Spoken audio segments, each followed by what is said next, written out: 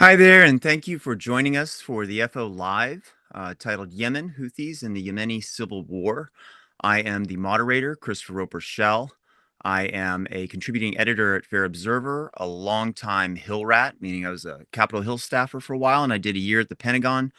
We have with us Fernando Carvajal. I think I got that right. He served on the UN Security Council panel of experts on Yemen from April 2017 to March 2019 as a regions and armed groups expert. He has nearly 20 years of experience conducting fieldwork in Yemen and is a specialist in Yemeni politics and tribal relations. We also have Fatima Abo Alasrar. She is the senior policy analyst at Washington Center for Yemeni Studies and a board member of Peace Track Initiative. Before that, she was a senior analyst at the Arabia Foundation in Washington, D.C., Mina, Director for Cure Violence, a research associate at the Arab Gulf States Institute in Washington, D.C., and from 2006 to 2012, she worked as an advisor for the Embassy of Yemen in Washington, D.C. Dr. Abdul Galil Shaif, author of South Yemen, Gateway to the World, is former chairman of the Aden Free Zone Public Authority and chairman of the Friends of South Yemen. He joins us, I assume, from Sheffield, England, where he has worked with British politicians on Yemeni issues. Michael Rubin is perhaps firstly a historian. I'll leave it to him to tell me if I'm right or wrong there. But he's now a senior fellow at the American Enterprise Institute, where he specializes in Iran, Turkey, and the broader Middle East.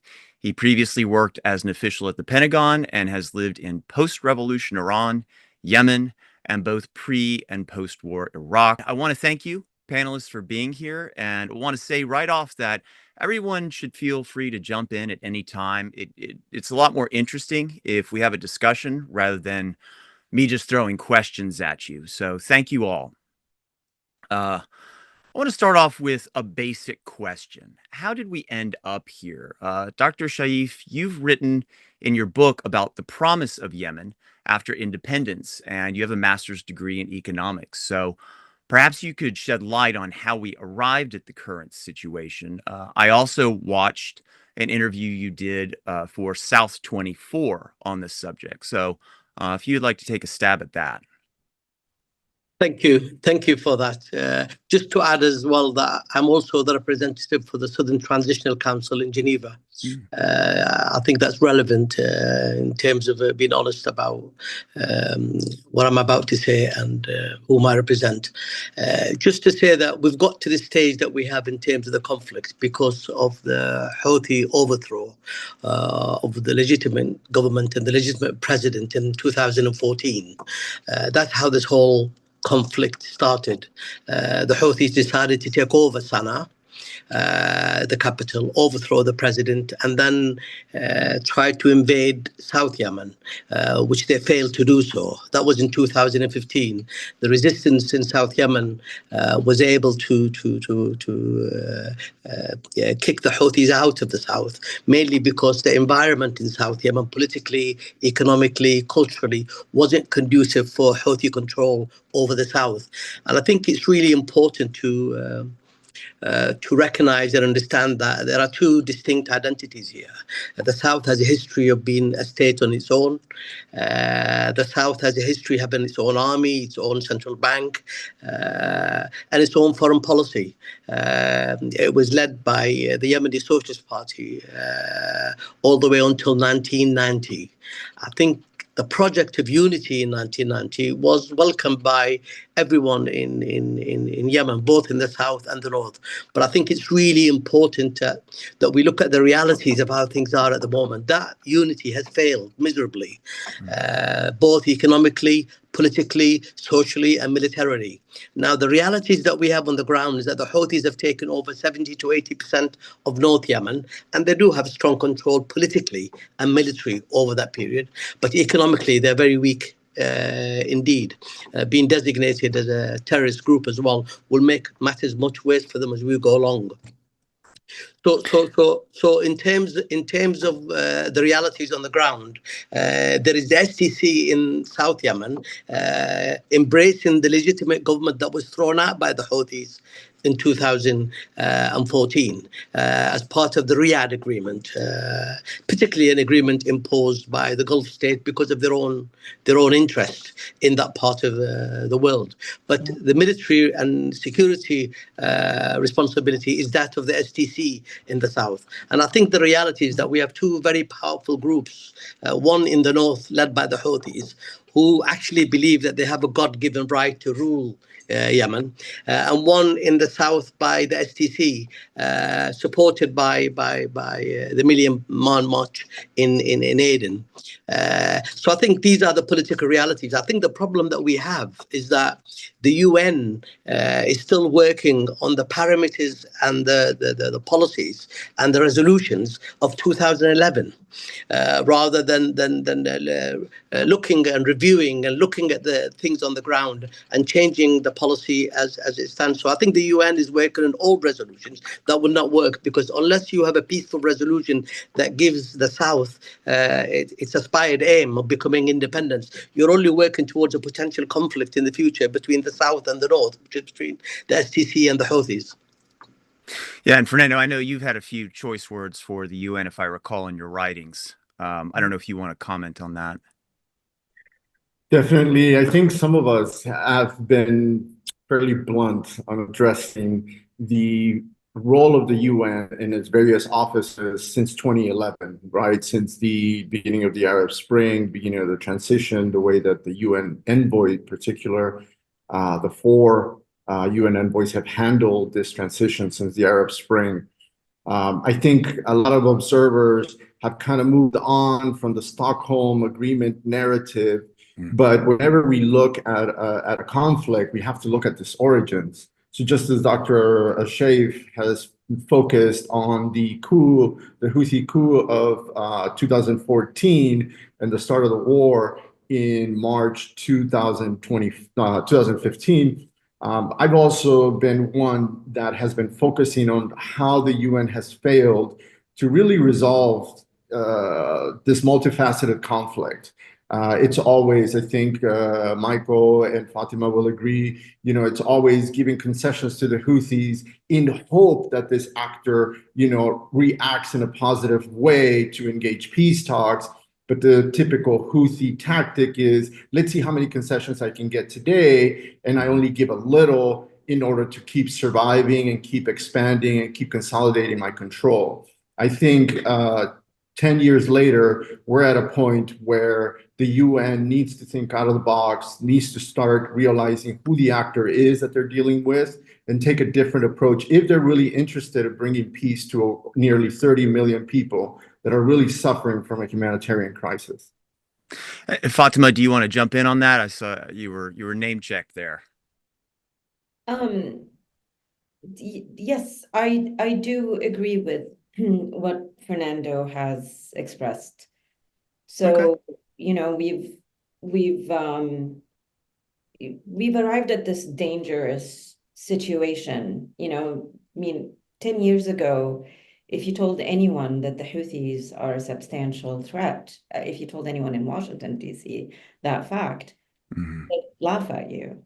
They saw them as just a local, isolated problem for Yemen and for Saudi Arabia. And our question back then, from a policy perspective, is that why should we interfere in supporting Saudi Arabia or the UAE in their war?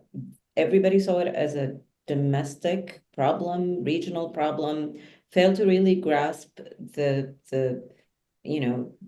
what happens when you have a strategic geographic location such as Yemen, overlooking Bab al-Mandab and the Red Sea. What happens when that gets controlled by a violent militia that harbors deep resentment to the United States and Israel, and it's in every part of their ethos. So that's a question that continuously got overlooked in the policymaking. But also what got overlooked is not just that aspect of greater power competition in the Red Sea, but also, as Fernando mentioned, the Yemeni people. What kind of, life did they want to live? Nobody wanted to live under this militia. And that's why it was Yemeni people before any administration, whether the Biden or the Trump administration, that called the Houthis as terrorists, because they were terrorizing Yemenis on the ground through a series of just coercive measures. And Yemenis were pointing to the fact that this is an illegitimate group that is using them for its war, but also to advance the influence of the regime in Tehran. And I think that has been a fundamental problem that the international community overplayed.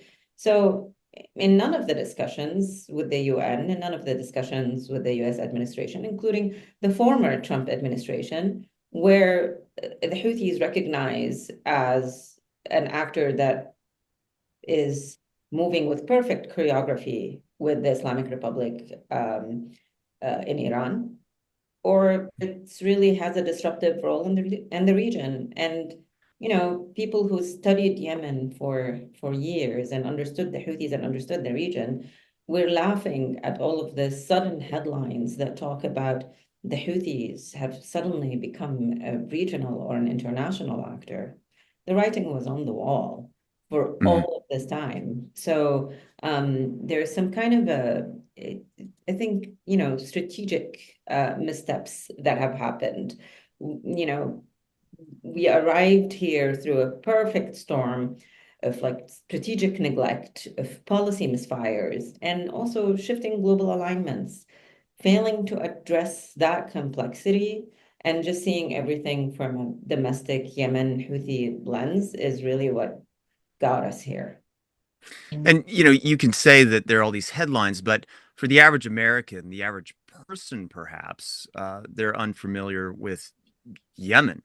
What would you say to, Americans or others who say, I get it. There are these people, they're creating trouble for shipping. The US is over there fighting, but it's a European problem. That was JD Vance's position in the Signal chat. He said, I hate bailing out the Europeans again. The average American is thinking we've got the Ukraine-Russia thing. We have to worry about Taiwan and China. Probably the average American is mostly thinking about tariffs and tax cuts. So how do you break through that? Why does it matter?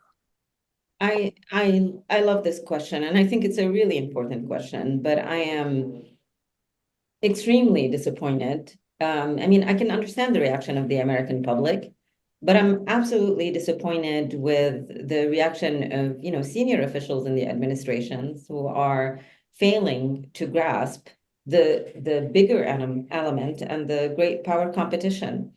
If you want to undermine China, tariffs are not the only way. You can do it by focusing on the Red Sea and by cutting their links to the Houthis, right? And the US administration is actually actively doing that.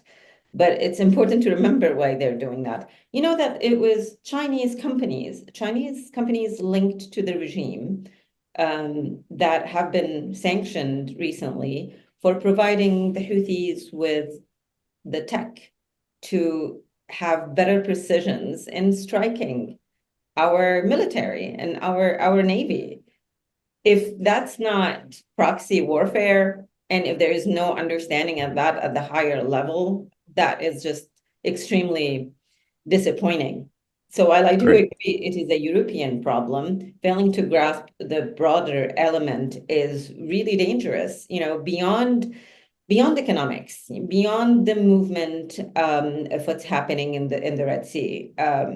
And I discussed this in my recent articles, and one was both of the Atlantic Council, where I talked about how China really turned the Red Sea into a strategic trap to the United States. So they provided satellite imagery for the Houthis, but also, and these enabled the precise attacks, but also they provide hydrogen cell technology that allows their Houthi drone to fly faster and undetected and go longer. Russia's involvement at the same time cannot be overlooked. So Moscow have utilized the Houthis in a very strategic way. There's this Iran Russia-China nexus that is becoming increasingly choreographed, and it's playing out in the Red Sea. So what they're doing is that they shifted the role, or they've really focused on the role of the Houthis in terms of how can they really prolong the conflict? How can they divert the attentions and resources from other critical areas, whether it's in Europe, but also how to play out, and how can they play this out in the Red Sea? One component, and as we're talking about, for example, the Russia-Ukraine war, do you know that Houthis have recruited Yemenis to fight in the Russian army? So basically, they've misled them and told them that they're going to go and work in Saudi Arabia, ship them off to Russia without their consent. Iran has also been increasingly providing increased targeting and drone activity to Russia. All of this is kind of like, all of this choreography should be really concerning for policymaker and for the public alike. So the US is going to be fighting tariffs with China. Might be an easier battlefield for it to do it in the Red Sea, but I know Michael has a lot of insight as well on this. Yeah, let's follow up on your disappointment with the resonance within the administrations, both Republican and Democrats. Michael, are the isolationists the in crowd? Michael Waltz, the now former national security advisor to the president, is out. And we can get into the whole signal mess and whether that was the origin. But it seems like most of the other sort of Reaganite classical Republicans who view concessions to Russia and Iran with skepticism, they're gone. The America First, Tulsi Gabbard, J.D. Vance wing appears to be increasingly the only game in town. So how do you think those positions or the position of the administration resonates with the rest of the world? Well, I mean, Chris, the short answer, are those the guys who have the upper hand? The answer is yes. Mhm. And of course, the rest of the world is watching. I largely agree with what Fatima said, but I want to actually tackle that question about why this matters and why, in this case, J.D. Vance is wrong in a slightly different way. First of all, simply put, cancers metastasize. And so if you don't treat them, they grow in ways that reverberate and can have second order, third order negative effects that most Americans right now may not realize. But it's the job of leadership, whether you're Democratic or Republican, in order to recognize and to head off. So, for example, we see that the impact that the rerouting of shipping has had on Egypt to the tune of billions of dollars. And this can, of course, destabilize Egypt. 1 out of every 5 Arabs, I believe, lives in Egypt. And so if that country goes south, then we're in a world of trouble, not only in Syria. Now, across administrations and decades, we have always defended freedom of navigation.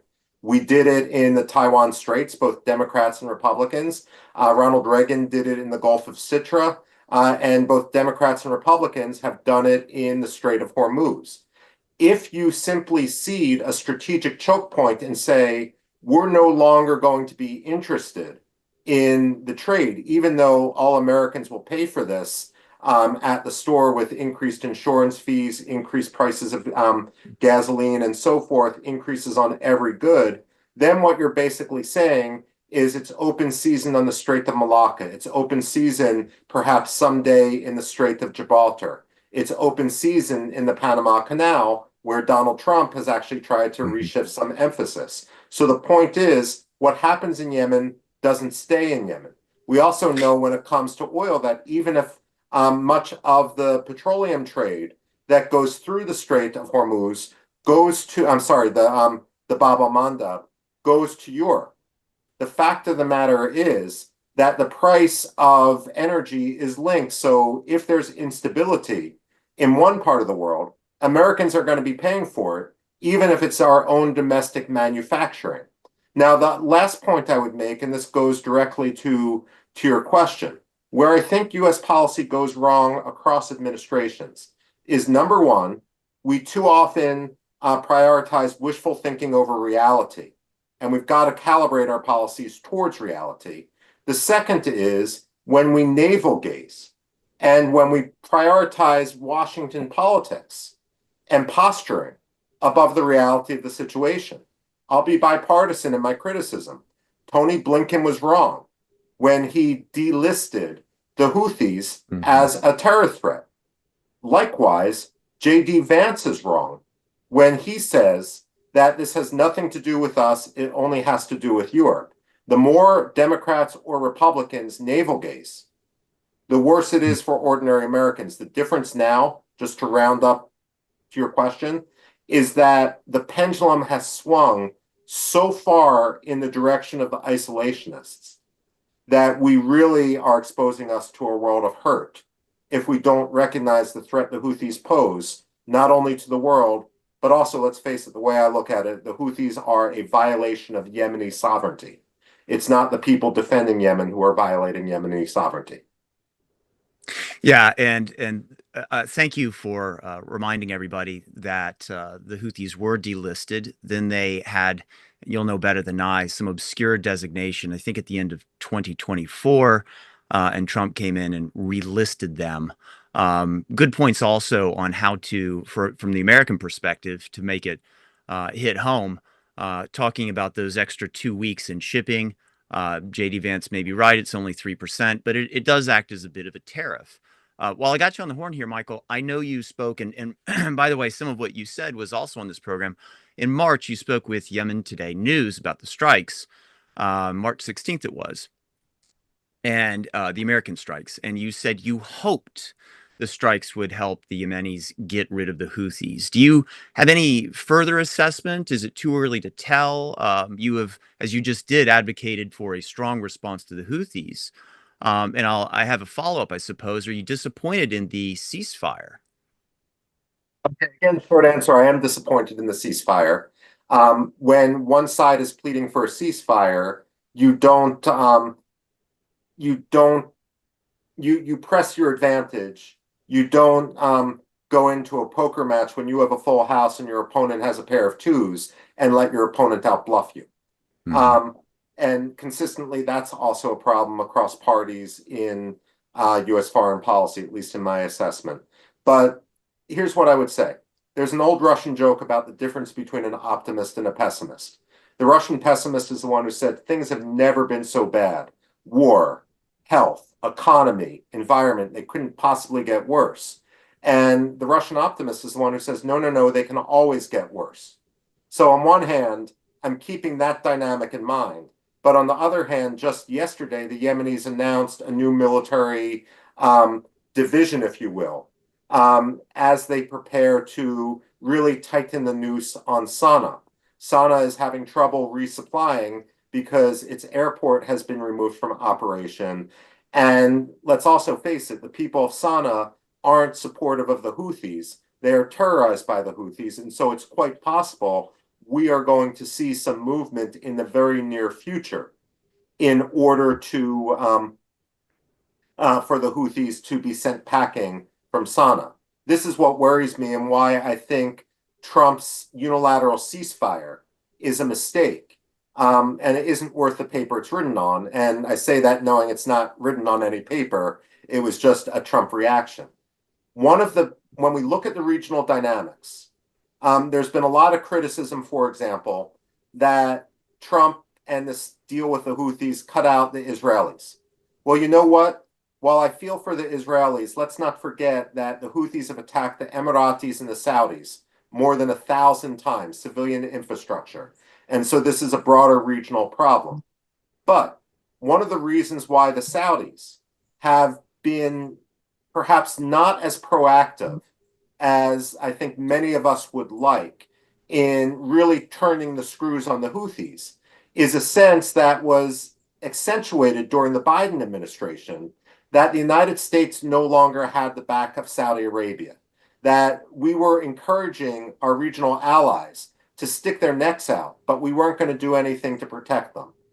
By creating this separate deal, the Trump administration is essentially signaling to the Saudis, no, you can't really trust us. You have to make your own separate deal. You have to appease the Houthis. You can't go all in on the Southern Transitional Council. That's the exact opposite message we should be sending.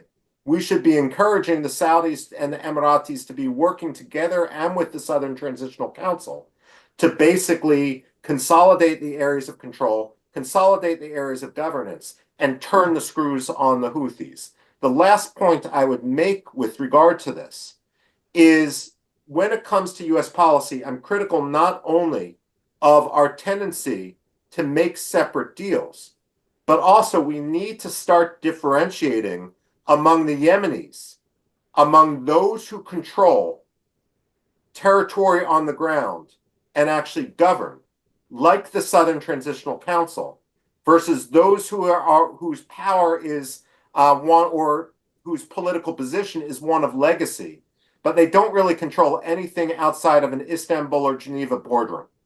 And so in that case, it's time to work much more diligently with those who actually control things on the ground, govern territory, rather than those like Isla, who might be much more popular in university seminar rooms, but don't really have much to say in terms of the governance of Yemen itself.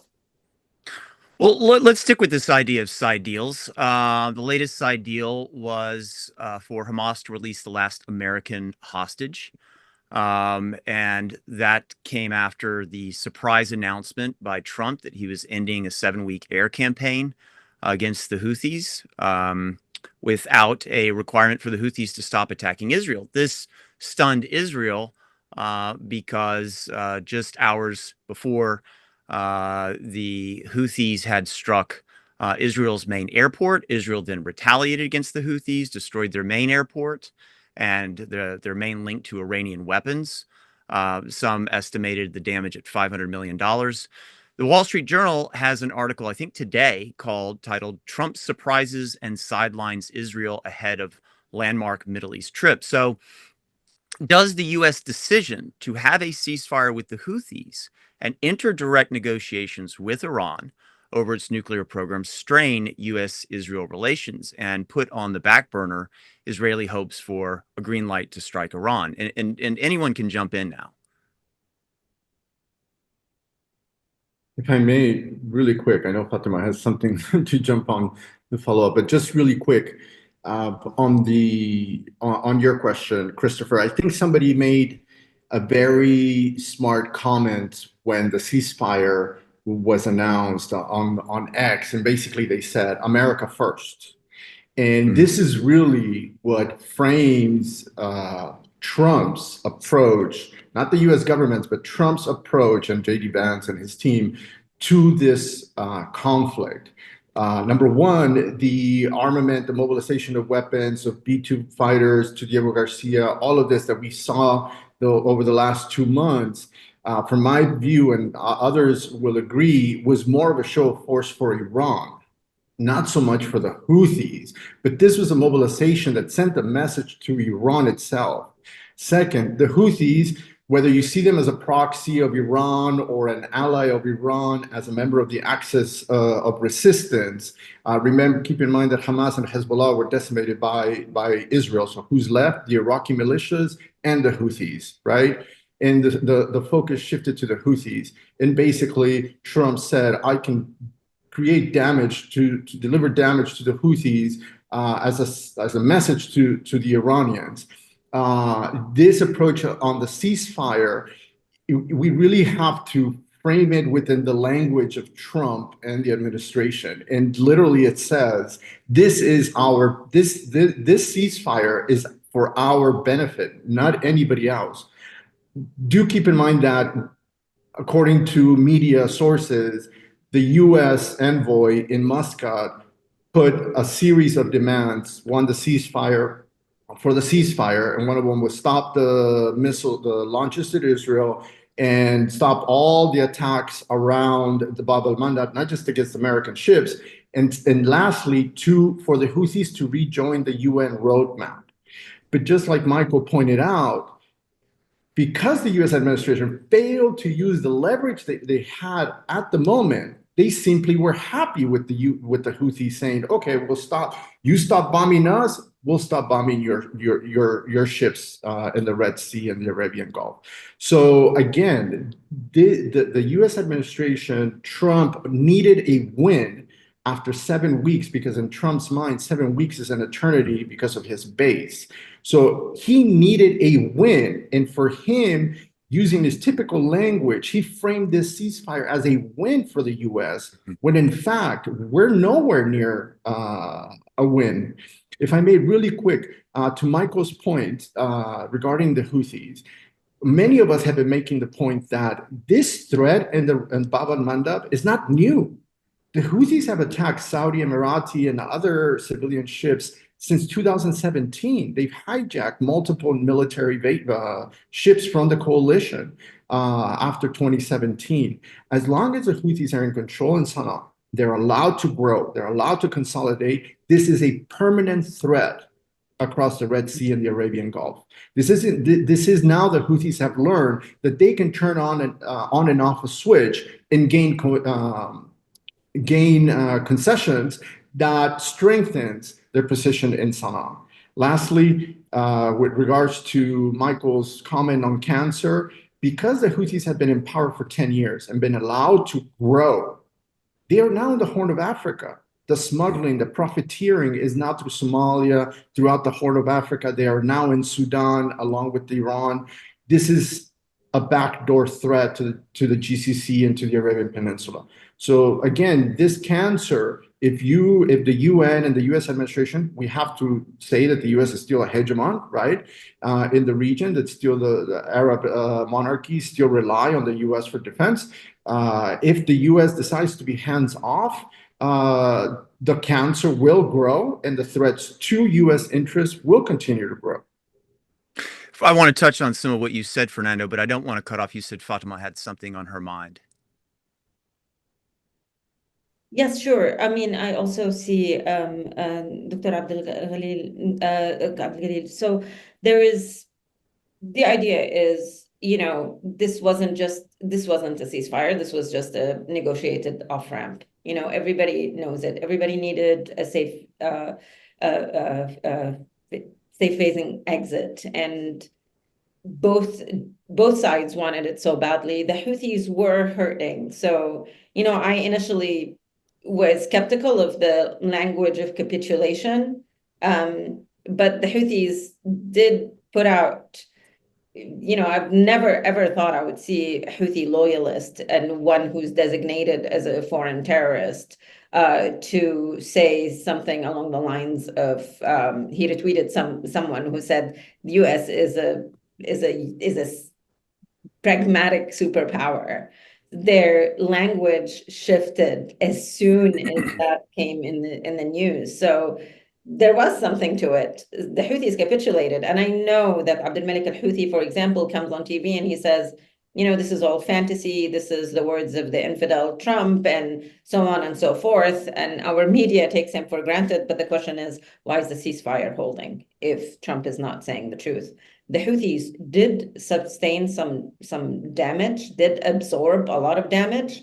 The only problem is that it was not proportional to the amount of and the show of force that we've seen. And we've seen like that, I mean, the New York Times article that came out yesterday detailing how much we've lost. And I'm thinking, maybe it's true, but we've seen that. We've seen that if you follow Houthi media, they'll tell you exactly what they're targeted. What is missing is that the US just continues not to have a strategy in the region, not a consistent one, not a long-term one, when China, Russia, and Iran, they do. So you've got, the axis of aggressors knowing exactly what is it that they want in the Red Sea and from the region, knowing how to play things, how to play us against each other, including even, if at one point they've even interfered in the elections, can you imagine what they do with things that has to do with great power competition? Chinese media, as soon as the Houthis started attacking Western shipping, they said, hail to the Houthis.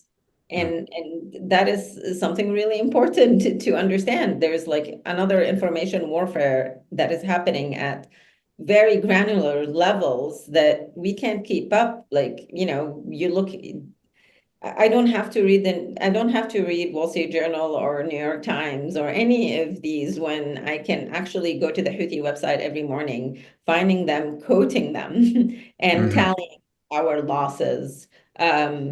We've lost the plot in the US, with the lack of policy consistency.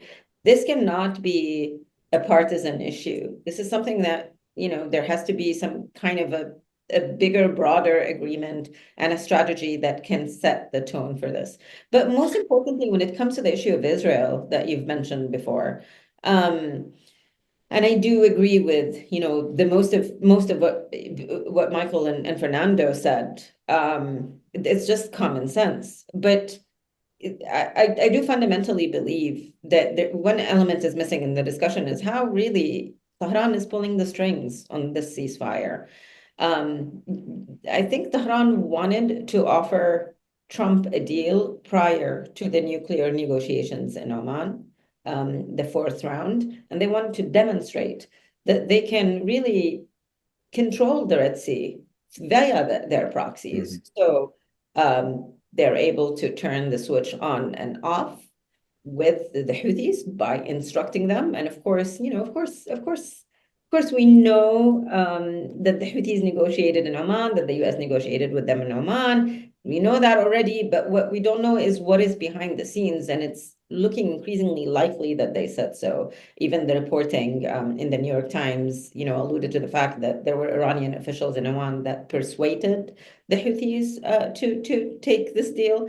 The second is so yes, this works well for them, but also it's also to save their most fundamental and important proxy in the region. As Fernando has said, you look at the influence of Hamas and Hezbollah that has been weakened by Israel, and Tehran cannot afford to lose the Houthis at this moment, and especially with the show of force that the US was doing every day for the past 50 days. But the third is also to drive a wedge between the US and Israel. And I think that's also very important. Houthi media, again, has specific reports about how Trump is growing more dissatisfied from Netanyahu, and they're playing on that in their media in a way that, for me, I can see this pattern, that this is, and it's also choreographed with their proxy in Iran, who are playing on the same issues.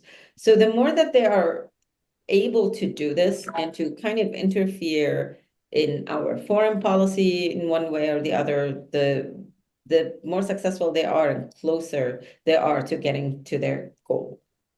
Well, you called it a negotiated off-ramp. Seems to suggest it's a negotiated off-ramp for the Houthis, for the Iranians. Fernando suggests it's an off-ramp for Trump. The Iranians like to, excuse me, have their cake and eat it too, claiming, oh, the Houthis are doing their own thing. But yet the New York Times reported to Iranian officials, one from the foreign ministry and one from the IRGC, said that Iran had persuaded the Houthis to stop their attacks to create, and I quote, momentum, end quote, for the Omani mediation efforts in the 2025 nuclear agreements. Now, this change of heart from the administration, if you go back and you look at the March 15th, March 17th True Social posts from Trump, very, very strong language. The April 30th post from Secretary of Defense Pete Hegseth, very, very strong. So it's a real turnabout. But does this U.S. deal with the Houthis mean that a deal with Iran is more likely? And I open it up to the whole panel. Just to say that in terms, I don't think we should underestimate the ambitions that the Houthis have, not just in Yemen, but in the Gulf Well, I agree completely with Michael's point that we fail to read the story in front of us. The Houthis are very ambitious. And they've learned huge survival skills throughout the 10 years. I mean, they survived the Stockholm Agreement, where the army from the south, which is a giant, was already to take Hodeida, but the UN stopped them. And I think repeatedly we've been telling the world that the Houthis are a danger, not just to Yemen, but a danger to the international community. How much lost? It's over 5 billion. I understand from the director of the reason in Egypt. Prices in Yemen have skyrocketed. I mean, the economy is in complete downfall. The legitimate government in Aden is bankrupt. It has no money to pay salaries. Electricity is being cut almost on a daily basis. Someone who lived in Yemen in 2010, and that's when I was there, was earning almost $400 a month. Is now earning $70 a month. That example of how people are suffering inside Yemen. And you've got 30 million people.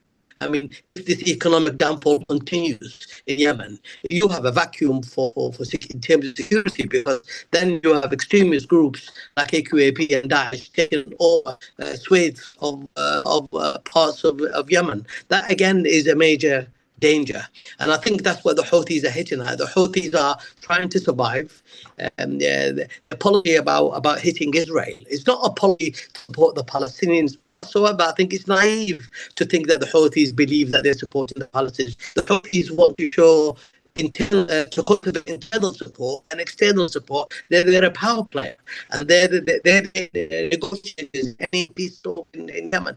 And I think we mustn't fall for that. The Houthis have to be weakened, and they're not going to be weak from the air. Believe me, they're not. The only way that you can weaken the Houthis significantly is by supporting the legitimate government in Aden and the STC to move forward, properly supported militarily, to weaken the Houthis. At the same time, choking their income, making sure that they have very little income coming into their central bank, and giving the central bank, the official central bank in Aden, more aid, more money, more support. Because if you can improve the economic situation in the south and create an example for people in the north to see that things are much better, I think that the North Yemeni people will bring the Houthis down. But I think so far there has been very little support for the legitimate government and the STC in the south to actually improve the economic situation. Hence, people in the north are looking at the south and saying, well, you know better than we are. We must get the Houthis. You by developing the economy in the south and by supporting the SEC to move forward. I think that way you could defeat the Houthis. So with this weakened economy, will the Houthis use this ceasefire as they did, and correct me if my history is wrong, they seem to use it with the peace partnership of 2014 and the Stockholm Agreement of 2018 to regroup and rearm. So if they're a little bit down on their knees, then I understand your point, Doctor. But will they use this breather to strengthen their grip on power? And anyone can answer. I know, Fernando, you wrote about this a little bit in Fair Observer. Thank you, Christopher. I think Michael had a comment about your question regarding I'm sorry. By all means, deal, yes. and then I'll go into that. Thank you. I can jump in at any point. Fernando, why don't you keep the momentum going by answering Chris there? For sure. The Houthis have used, I think when you mentioned the Peace and Partnership Agreement of September 2014, which really, consolidated a Houthi coup in Sana'a. Can you hear me? Yes. Oh, okay. Sorry about that. Really, it begins, as Fatima has said, it begins to show the growth of the Houthis, the way that they're learning, the learning curve for the Houthis, right? And how they've managed to manipulate the international community in order to strengthen themselves slowly over time. Today, they're at a point where they are fairly strong inside because of their heavy-handed approach against the population. One of the big, huge failures, again, of the Trump ceasefire and the UN envoy's efforts has been that no one is focused on the dozens of Yemenis detained by the Houthis since last June, and U.S. and former employees of the U.S. Embassy that are being detained and tortured by the Houthis for over months. So again, when you have the leverage that Michael describes and you fail to take advantage and demand that the Houthis give up, detainees, etc., and you simply give them what they want in order for you to save face. One of the things, that are very troublesome is, to your comment, to your question about the deal, and then hand it over to Michael. And from my opinion, I've been saying from the beginning, read the Houthi line, read the Houthi narrative. The Houthis are not interested in peace with the US or peace with the Yemeni rivals. Their priority is peace with Saudi Arabia. They want a deal with Saudi Arabia that builds on the historical deal between Yemen and Saudi Arabia during the previous regime's time, meaning that Saudi Arabia is their patron and wants continued economic support and strengthens the patronage network that keeps the Houthis in control. The Houthis are not interested in sharing power with the South or with the old ruling party or with the Sunni Islamists or with Salafis or what have you. They want to be the kingmakers, they want to be in full control, and they want Saudi Arabia to financially support this, because without Saudi financial support, unfortunately, Yemen will always be broke. The oil production is not sufficient. And so their priority is always to maintain leverage in order to get a bigger deal from Saudi Arabia. And some people have said, the Houthis will dump Iran if Saudi offers them the biggest deal of their life, and to use Trump's language, but at the same time, Iran would minimize this. Very interesting what Fatima mentioned, that Iranian officials mentioned that they convinced the Houthis to sign on to the ceasefire. This is a big slap in the face of the Houthis, because the Houthis want to present themselves as autonomous. They are sovereign. They do this because of their interests. And then to have the Iranians say they did this because we told them to do it. It's a pretty big slap on the Houthis' face, but they will take it because they need the weapons, they need the money, they need the oil. But I'm sure Michael has a better angle on how that affects the deal with the Iranians. Just briefly, though, and either can answer, anyone can answer, doesn't it slightly blow Iran's cover?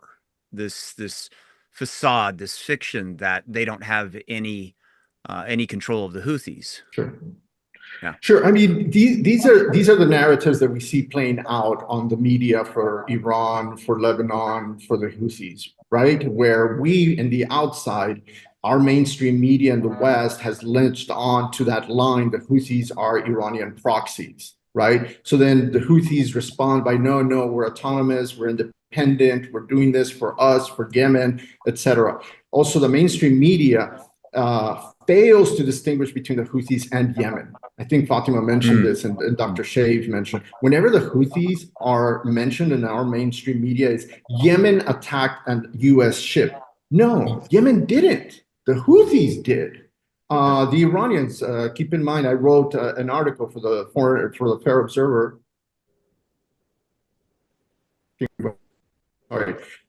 We published an article where I mentioned that the Houthis attacking the ships, the Iranian ships, the spy ships from Iran, from the Revolutionary Guard, have left the Horn of Africa, have left the Bab al-Mandab last year.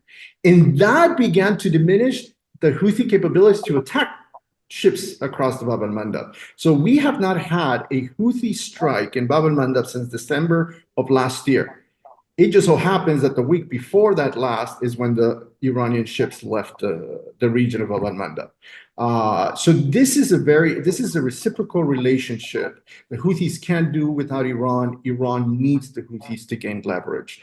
And when it comes to the deal, I think Michael again would have a better perspective on how that affects the U.S.-Iran deal. Yeah, sorry to ruin your toss with a follow-up question. Michael, go ahead. No worries. There's two issues I didn't want to fall through the cracks.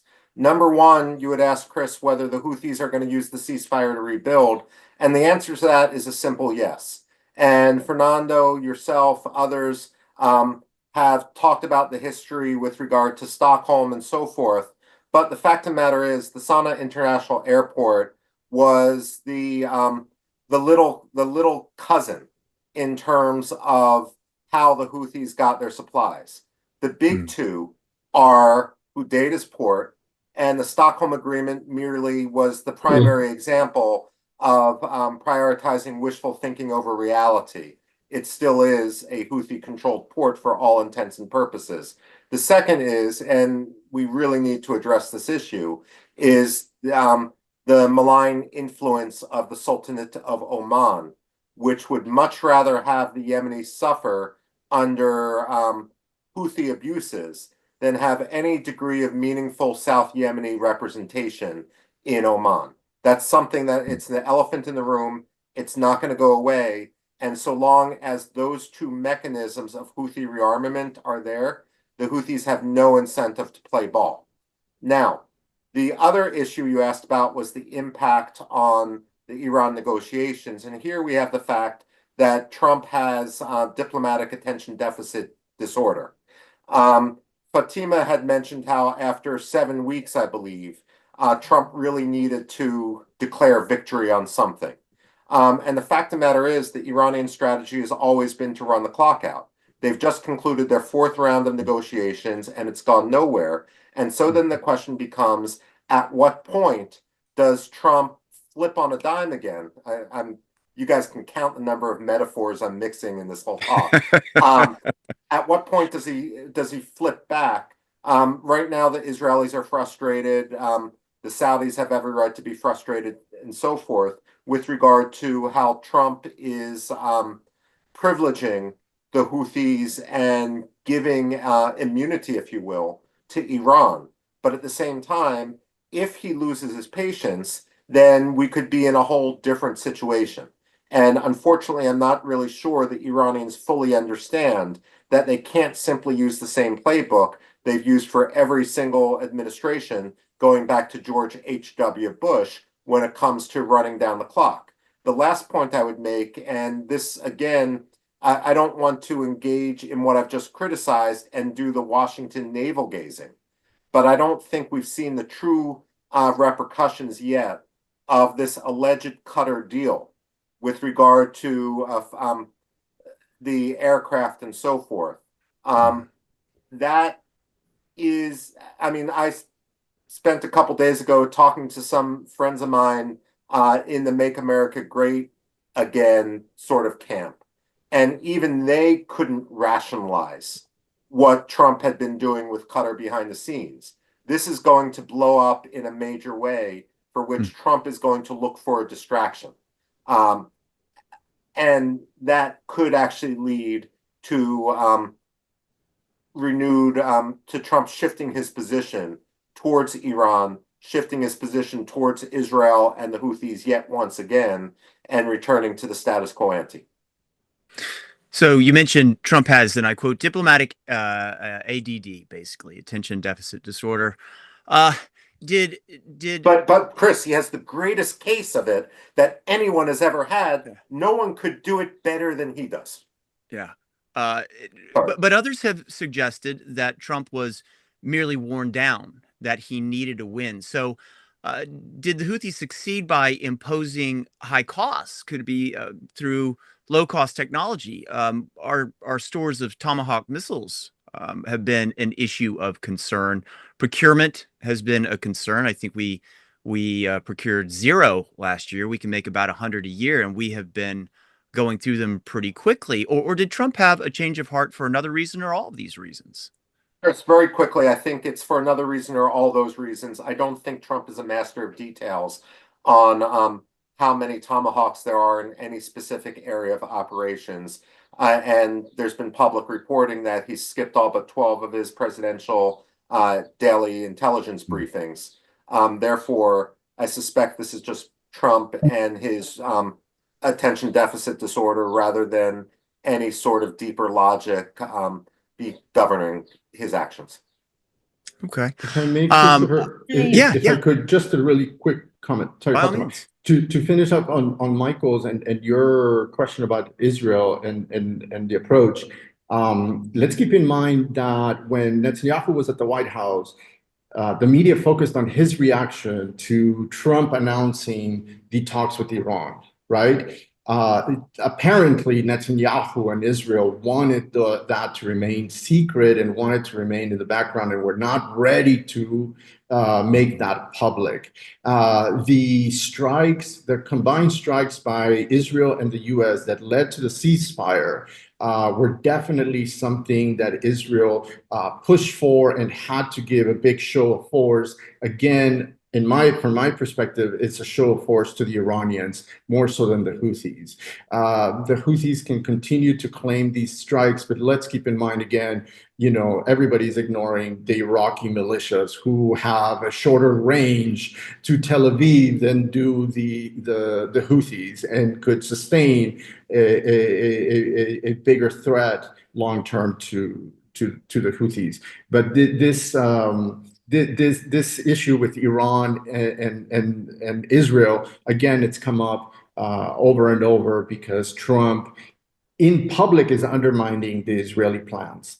But behind the scenes, we don't know still how in line they are in order to avoid that catastrophe that Michael just mentioned with his base, with Trump's own political base here in the U.S.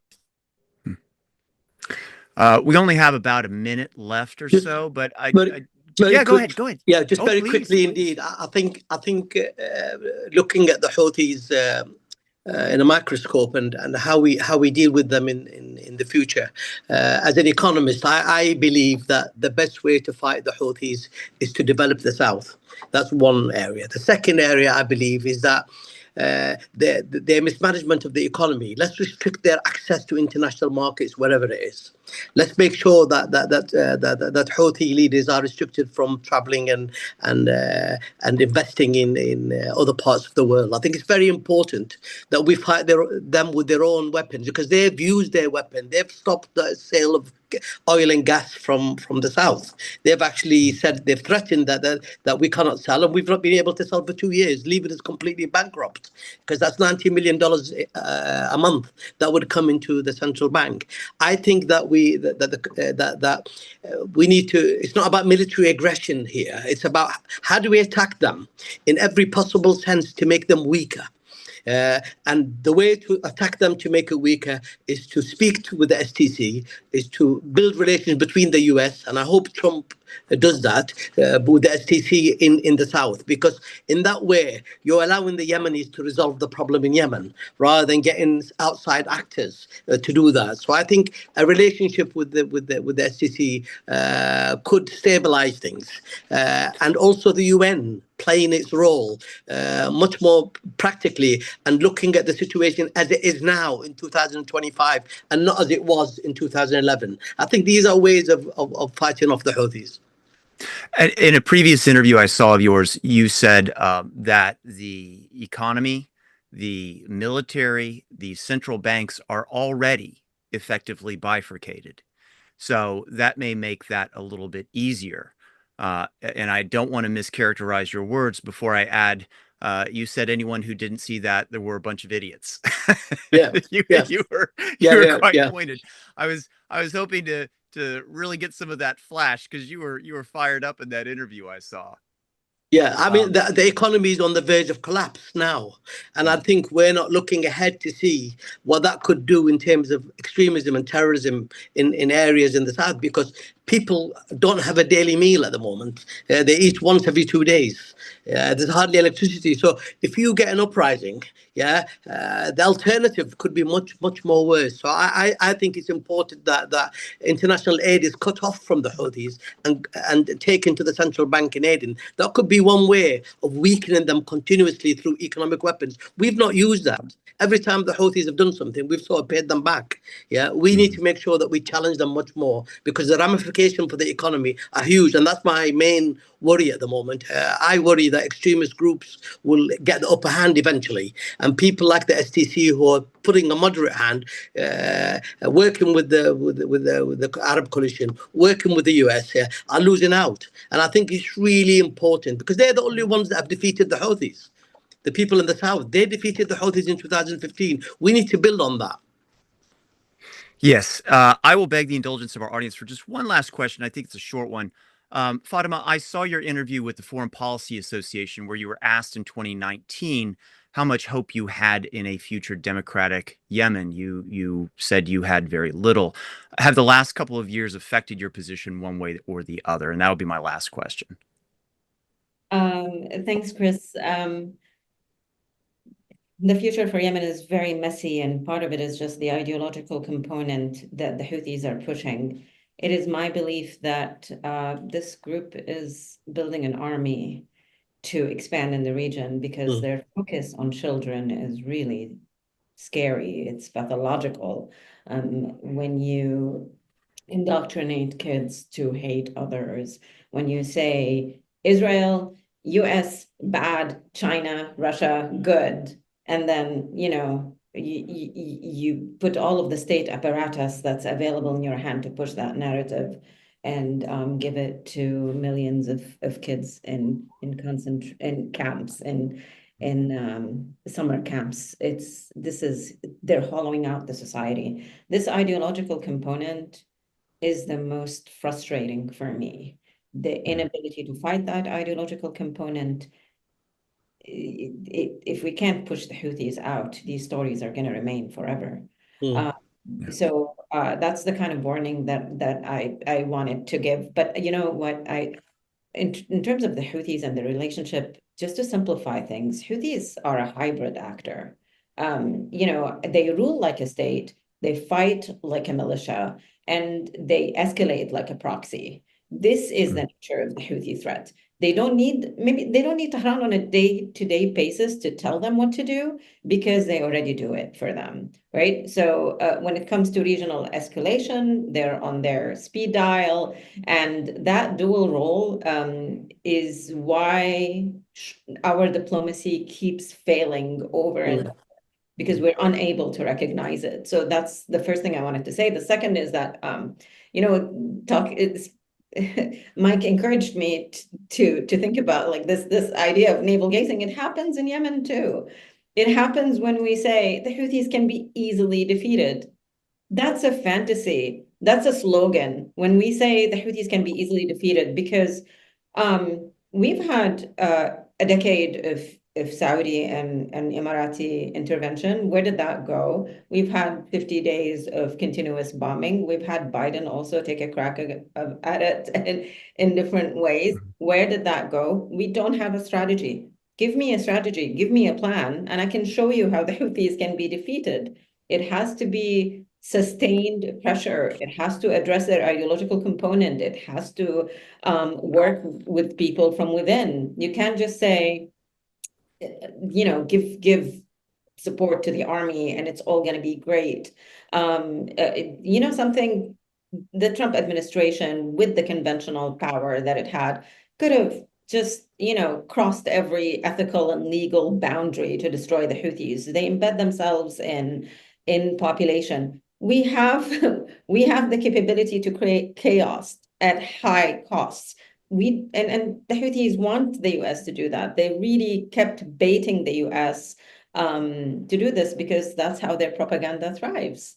So it's convoluted. The answer is it's not from point A to point B. So there is a bit of navel gazing from Yemen and the international, community when they say, okay, no, yes, we can do it. We can defeat the Houthis. It's easy if you arm, and we need to to have serious conversations about that, because, you know, as Abdul Galil just mentioned, there's serious economic challenges. How are you going to defeat them when you can't provide electricity in the south of Yemen, when people are dying because of the heat? So we pedal from fantasy, and you know, every now and then. And I think you know, I've made these points not to just say that the Houthis are invincible or that they can't be defeated just easily. I just want to clarify is that we just need a plan, and that plan needs to be coordinated. It has to be sustained on a long term. It can't just disappear when the next administration, you know, comes in and has different priorities. And our cabinet or our members of the administration need to be on the same page. You know, if they don't know why they're doing this, Yeah. that becomes problematic. You know, that's the first signal failure, no pun intended, but you know, that's the first failure. Well, thank you all. You all made this really easy on me when you know, had a conversation with each other and jumped in. I want to say to our audience, thank you, and thank you for indulging me one last question. Do like and subscribe anything you see on Fair Observer, share it, keep reading, and thanks again. Join the conversation at Fair Observer and subscribe to our YouTube channel.